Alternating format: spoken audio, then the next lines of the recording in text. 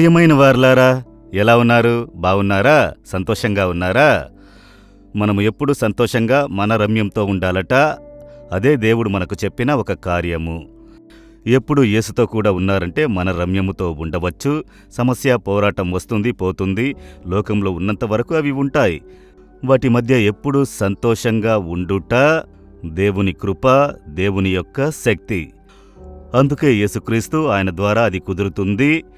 ఎలాంటి పరిస్థితిలోనూ మీరు సంతోషంగా, ఆనందంగా ఉండునట్లు చేయువారు, మోసపుచ్చకుండా, అబద్ధమాడకుండా, దొంగతనం చెయ్యకుండా, యథార్థంగా నడుచుకుని అందులో సంతోషంగా ఉండుట. కొందరు దొంగతనం చేసి, మోసం చేసి, వంచన చేసి, ఇతరులను మోసంతో లంచం తీసుకుని అవినీతి చేసి అందులో సంతోషంగా ఉండాలనుకుంటారు. అది స్థిరమైంది కాదు. అయితే యేసుక్రీస్తులో ఉండుటే స్థిరమైన ఒక సంతోషము. చూడండి, ఈ టీ తోట, ఇక్కడ ఎస్టేట్ ఉన్నది. ఇది కేరళ రాష్ట్రంలో ఉన్న మున్నార్ అని ఒక స్థలము. చాలా అందంగా ఉన్నది.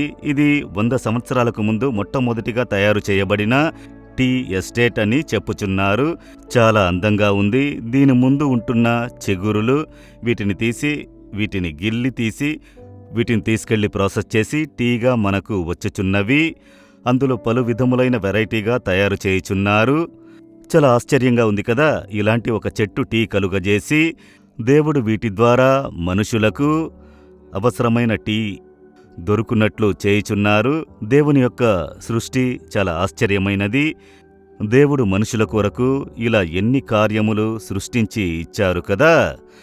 మనుషుడు వచ్చి ప్రభు సృష్టించిన వాటిని పరామర్శించి కాపాడి దాన్ని అనుభవించలేకపోతే అంతే. అతడు నూతనంగా దేన్ని కలుగజేయలేడు. అయితే దేవుడు మాత్రమే తయారు చేయువాడు. ఆ దేవుడు ఈ దినం మీకు ఏ వాక్యము ఉంచినారో తెలుసా?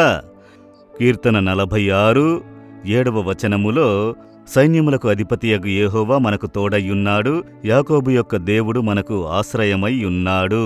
ప్రభువుకి ఒక పేరున్నది, సైన్యములకు అధిపతియగు యెహోవా అని. అంటే ఆర్మీ. సైన్యము అంటే ఆర్మీ కదా, గొప్ప సైన్యము. రాణువముల దేవుడు అని కూడా ఆయనకొక పేరు ఉన్నది. దేవునికొక రాణువము ఉన్నదా? నిజమే. కోట్ల కొలది దూతలను సైన్యముగా ఉంచుకొని ఉన్నారు.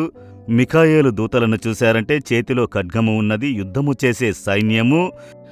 గాబ్రియేలు దూతలు దేవుని వార్తలను తీసుకుని వచ్చి వెళతారు. అయితే యుద్ధములకై ఒక సైన్యము, దూతలను దేవుడు ఉంచుకొని ఉన్నారు. ఎందుకు దేవునికి సైన్యము అవసరము అని అంటే, ఆయనకు కాదు, ఆయన ద్వారా సృష్టింపబడిన మనుషులైన మన కొరకు ఆ సైన్యమును ఉంచినారు. మనకెందుకని అనుకుంటున్నారా? మనకొక శత్రువు ఉన్నాడు కదా, సాతానుడు. మరుగయ్యుండి పనిచేయువాడు, కంటితో చూడలేము. ఈ లోకంలో జరిగే అన్ని దుర్మార్గపు కార్యములకు కారణకర్తవాడే. కనుక దేవుని ఒకరు ప్రేమించి వెంబడించుట ప్రారంభిస్తే వానికి కోపం వస్తుంది, ఈర్ష్య కలుగుతుంది, వారికి కీడు చేయాలనుకుంటాడు. వానికొక సైన్యము ఉందట. వాక్యంలో చెప్పబడినది, ఆకాశమండలములో క్రియచేయు దురాత్మ సమూహము.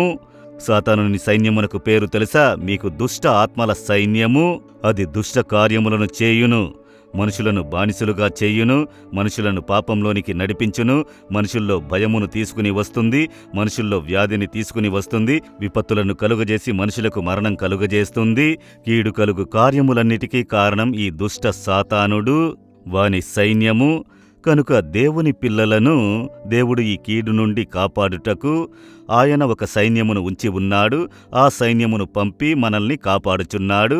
ఆ దేవుని దూతలు మన కంటికి కనిపించరు, అయితే మనకు తోడయ్యుండి మనల్ని కాపాడెదరు. మన రాకపోకల్లో మనల్ని కాపాడుటకు దూతల్ని ఉంచినారు. మీ చుట్టూ దండు దిగెదరు, మిమ్ములను కాపాడెదరు అని చెప్పారు. ఇప్పుడు అదే విధముగా కొన్ని కార్యములను చూడండి. ఒక గొప్ప ఆపద కలిగినది, హఠాత్తుగా ఎలా అని అందులో తప్పించుకున్నానో తెలియట్లేదు అని అనుకుంటారు కదా. అది దేవుని దూతల్ని ఉంచి ప్రభువు మనల్ని తప్పించినది.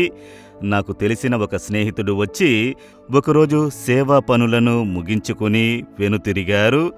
ఒక 3 గంటలకు పైన వెళితే హోటల్లోనే తినాలి, ఆకలితో ఉన్నానని ఒక హోటల్లో కూర్చుని తింటున్నారు. 2-3 ఉన్నారు. అతడు తినేటప్పుడు హఠాత్తుగా ఒకరు వచ్చి ఆయన మెడ పట్టుకుని బయటకు తోసినట్లుగా ఉన్నదట. ఆ హోటల్లో నుండి బయటపడి తిరిగి చూస్తే ఆ హోటల్ విరిగి పడిపోయినది. పురాతన ఒక కట్టడము, అది విరిగిపడిన పరిస్థితి. అలాంటి ఒక ఆపద ఉన్నదని ఈయనకు తెలియదు. తింటున్నారు. ఎవరు నా మెడ పట్టుకుని బయటకు తోశారని చూస్తే ఎవ్వరూ కనపడలేదు. అప్పుడు ఆయన గ్రహించారు, దేవుడు తన దూతను పంపి తనను తప్పించాడు అని. ఇలా మనలను అనేకమైన ఆపదల నుండి తప్పించుటకు దూతలు, సరేనా? కనుక దేవా, నా కొరకు మీరు ఉంచిన దేవుని దూతల కొరకై స్తోత్రములు అని చెప్పండి. దేవా, నన్ను కాపాడుటకు దూతల్ని ఉంచినారు, స్తోత్రములని చెప్పండి. పిల్లలు స్కూలుకు వెళ్ళేటప్పుడు దేవుని దూతలు వారికి తోడై ఉంటారని విశ్వసించండి. మీరు ఎక్కడికి వెళ్ళినను దేవుని దూతలను ప్రభువు నాకు కాపుదలగా ఉంచారని స్తోత్రించండి. అప్పుడు మీరు ఆ భద్రతలో ఉంటారు. చెబుతారా? దేవా, మీరు సైన్యములకు అధిపతియగు యెహోవా, ఆ సైన్యము నన్ను కాపాడుటకు మీరు ఉంచారు. మీ దూతలు ప్రతిదినం నాకు తోడుగా వచ్చి నన్ను కాపాడుచున్న ప్రేమకై స్తోత్రములు, స్తోత్రములు. ఈ విధముగా విశ్వసించుచున్న ప్రతి పిల్లలకు మీ భద్రతను ఇచ్చి కాపాడుచున్నారు. ఈ దినము వారిని కాపాడి నడిపించుడి. యేసు నామములో amen, amen. Jesus redeems Telugu YouTube ఛానల్ను సబ్స్క్రైబ్ చేయండి.